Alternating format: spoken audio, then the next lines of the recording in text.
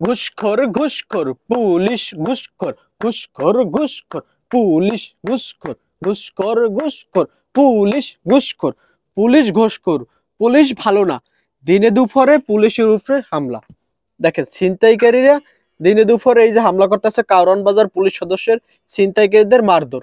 দেখবেন না, দেখবেন না, একটু করে দেখবেন যে পুলিশের উপরে ছিনতাইকারীরা হামলা করে, মানে আইনের কতটা অধপতন দেখেন।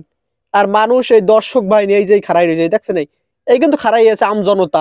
আমজনতা চাইছে দেখতে আছে একজন পুলিশকে বেসম্মান করতে আছে বা তার উপরে আঘাত হানতে আছে।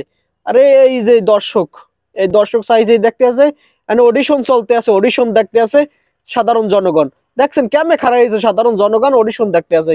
খুব সুন্দর করে দেখেন অডিশন দেখতে আছে। এই অডিশন গুলো এই এক চাষি এই শেষ পর্যন্ত তাকে ছাড়াই দেয় না কি করে, মানে পরিশেষে মনে করেন আইন শৃঙ্খলা বাহিনী কতটা অধপতন হইলে এইরকম কাহিনী হয়।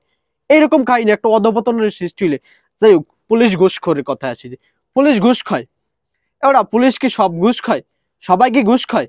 হাতের জেল 5 আঙ্গুল সমান না পুলিশ বাহিনীর মধ্যে? তো সেরকম আছে, আছে না? অবশ্যই আছে, ভালো মন্দ সব মিলেই আছে। বাট কথা হয়ে গেল একজন পুলিশ সদস্য, তিনি আইন শৃঙ্খলা বাহিনীর একজন সদস্য, তার উপরে তো সম্মান থাকা উচিত।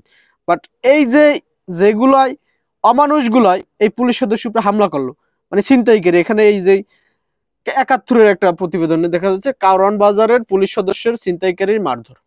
পুলিশ সদস্য ভাই, আমরা কোথায় আছি? কোন পৃথিবীতে আছি ভাই? এখানে আমরা এখন অডিশন দেখতেছি।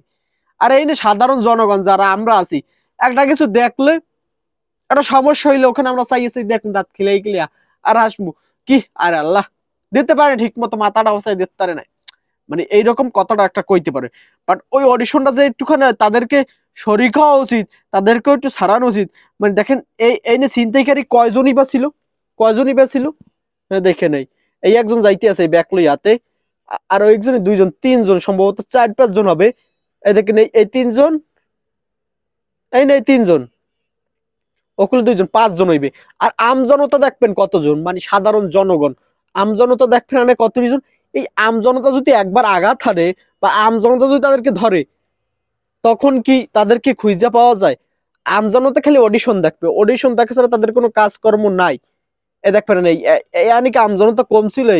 একবারে কি কম এই মাথায় গণিমাতায়? কম না। বাট আমজনতা করে কি চাইছে দেখবে ওখানে আমরা অডিশন দেখতে আছি।